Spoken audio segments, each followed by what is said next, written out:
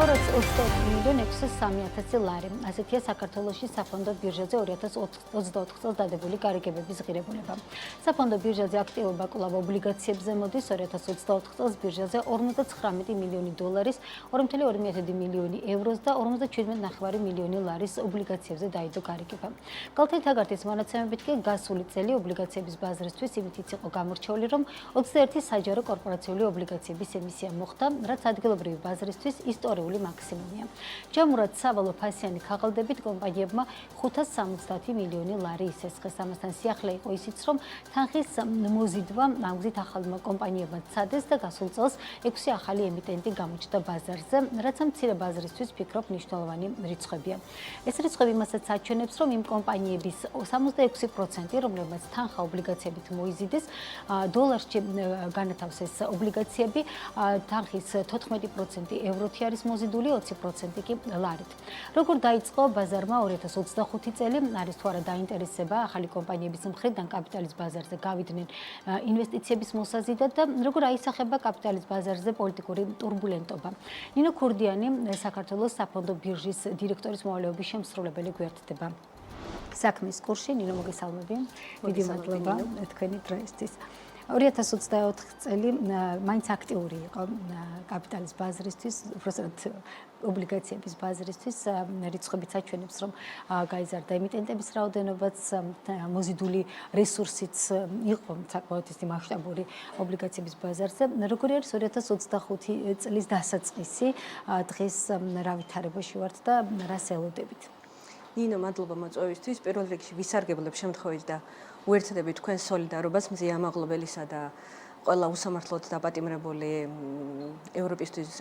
საქართველოს ევროპული მომავლისთვის მებრძოლი ჩვენი თანამემამულეების მიმართ. რაც შეეხება თქვენს კითხვას, ამჟამად ის რაც შეგვიძლია ვნახოთ კომპანიების ფაიპლაინებში, ჩვენი ბანკების ფაიპლაინებში, მოლოდინი არ არის ნეგატიური, ხელმისაწვდომობა კაპიტალზე არის საკმარისად მაღალი, თუმცა თავისთავად მოთხოვნის მხარეს უნდა ველოდოთ გარკვეულ ტურბულენტობასაც და გარკვეულ ეჭვებსაც. ზოგადად კაპიტალის ბაზარზე რა მოთხოვნები და მოლოდინები არსებობს, ეს ინფორმაცია საკმაოდ გვიან ისახება ხოლმე კაპიტალის ბაზარზე, ვინაიდან პროცესი არის ხანგრძლივი, რამდენიმე თვეს მოიცავს, შესაბამისად ის ცვლილებები, რომლებიც ხდება მოთხოვნისა და მოწოდების მხარეს, ეს აისახება ხოლმე რამდენიმე თვის დაგვიანებით, კაპიტალის მიწოდების ნაწილში ნაკლებად, მაგრამ ესე იგი თვითონ ეკონომიკის პრინციპებიდან გამომდინარე, ბიზნესებს რამდენი პოზიტიური მოლოდინები ექნებათ მათი მომავალი საქმიანობის მიმართ, ეს პირდაპირ მოპოვებს ასახვას იმაზე, რა მოთხოვნები ექნებათ. ზოგადად, როდესაც რეცესიული პერიოდები არსებობს ქვეყნებში და შესაბამისად კომპანიებს აქვთ პესიმისტური და ესეთი არადადებითი მოლოდინები მომავლის მიმართ, ისინი ბუნებრივად ამცირებენ ხოლმე კაპიტალის მოთხოვნას, კაპიტალზე მოთხოვნას და გადადიან, ასე ვთქვათ, თავდაცვით დაზოგვით რეჟიმში. შესაბამისად, თუ მოლოდინები არის უარყოფითი, როგორც გვესმის ალბათ მეტნაკლებად გარედან, ეს აუცილებლად თანდათანობით, რამდენიმე თვის დაგვიანებით აისახება კიდევაც მოთხოვნებზე. ეს არის ის, რასაც უნდა ველოდოთ, თუმცა ისევ და ისევ წლის დასაწყისი პოზიტიურია, გვაქვს წლის დასაწყისში უკვე რამდენიმე რეალური აქტიური მუშაობა ფასიან ქაღალდებზე, ობლიგაციების განთავსებაზე.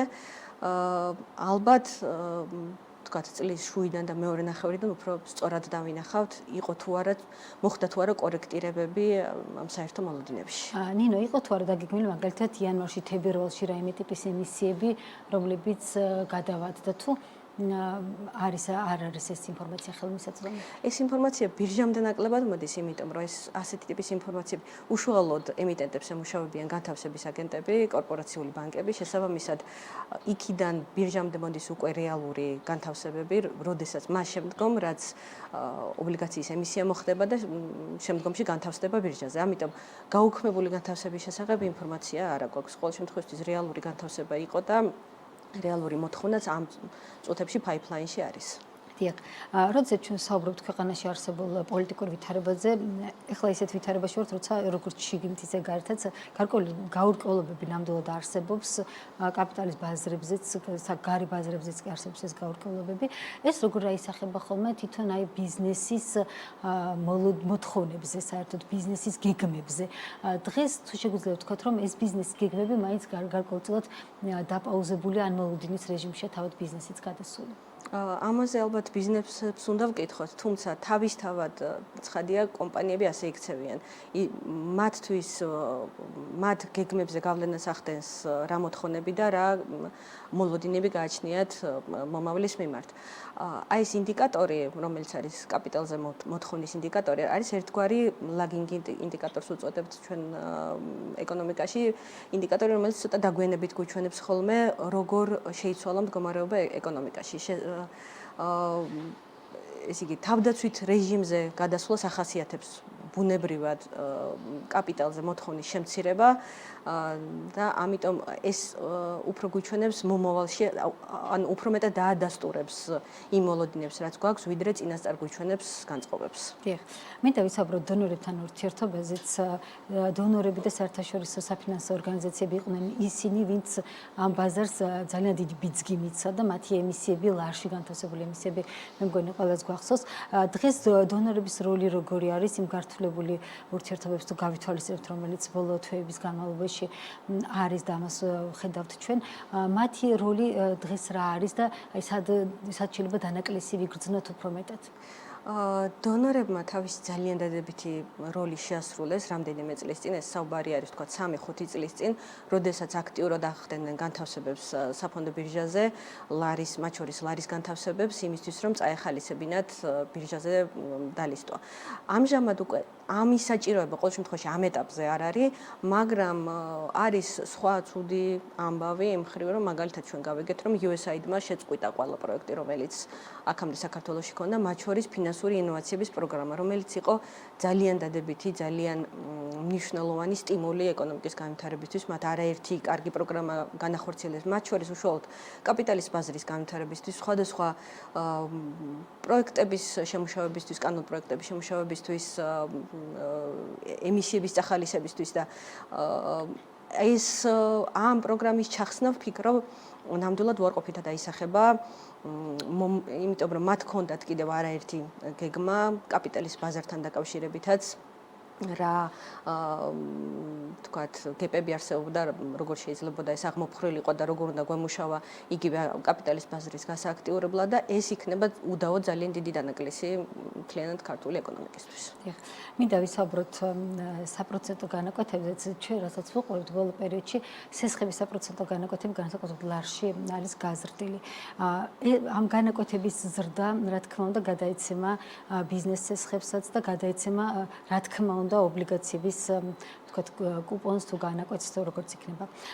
როგორ ხედავთ ახლა თქვენ აი რა პერიოდში შეიძლება დაინახოს ბიზნესმა უფრო მეტად იგრძნოს ეს სურათი და რამდენად არის რეალურად მოსალოდნელი რომ გაძვირდეს ფულზე წვდომა საქართველოში? საპროცენტო განაკვეთების და პირდაპირ ტრანსმისიის გადაცემის მექანიზმით პირდაპირ აისახება საბოლოო ჯამში ყველა იმ რესურსზე, რომელიც ეკონომიკაშია, ამიტომ აუცილებლად აისახება ობლიგაციების ფასებზეც. როგორც ვახსენე, საქართველოში ამ ეტაპზე არ არის პრობლემა კაპიტალის მიწოდების მხარეს. ვფიქრობ, რომ იქნება შეფერხება მოთხოვნის მხარეს და აგრეგირებულ მოთხოვნაზე, რა თქმა უნდა, ძალიან მოქმედებს უარყოფითად საპროცენტო განაკვეთების და ეს ასეც უნდა იყოს, ანუ ჩაფიქრებულია, როდესაც საპროცენტო განაკვეთები იზრდება, მან უნდა შეამციროს აგრეგირებული მოთხოვნა და ამის ხარჯზე შეამციროს მოახდინოს წნეხი ინფლაციურ პროცესებზე. შესაბამისად, ეს დამატებით წნეხს შექმნის აუცილებლად კაპიტალზე მოთხოვნის მხარეს. დიახ. მინდა ვისაუბროთ გეგმებზეც და მოლოდინებზეც, აი რას ელოდება საფონდო ბაზარი უახლოეს თქვათ 2025-26 წლებში, აი რა გჭირდებათ იმისთვის, რომ თქვათ რეალურად ამ ბაზარმა მართლაც დაიწყოს ფუნქციონირება და არ იყოს მხოლოდ თქვათ ობლიგაციების განთავსება, რაც ძალიან მნიშვნელოვანი მოვლენა არის ნამდვილად, მაგრამ არასაკმარისი. ხო, მით უმეტეს ჩვენ ვსაუბრობთ, რომ საკმაოდ მნიშვნელოვანი თქვათ კაპიტალიც არსებობს ქვეყანაში, მათ შორის არსებობს საპენსიო დანაზოგებიც, რომელიც სადღაც უნდა დაბანდეს და ვერ იდება, ასე ვთქვათ, მუდმივად საბანკო ანგარიშებზე. აი რა გჭირდებათ იმისათვის, რომ რეალურად ეს ბაზარი გახდეს ვთქვათ მიმზიდველი ინვესტორებისთვის? პირველ რიგში აუცილებლად არის გასავითარებელი აქციების ბაზარი. ანუ უნდა გაჩნდეს ისეთი ინსტრუმენტები, რომლებიც აქტიურად ივაჭრება. ობლიგაცია არ არის ის ინსტრუმენტი, რომელიც აქტიურად ივაჭრება არც ერთ ქვეყანაში.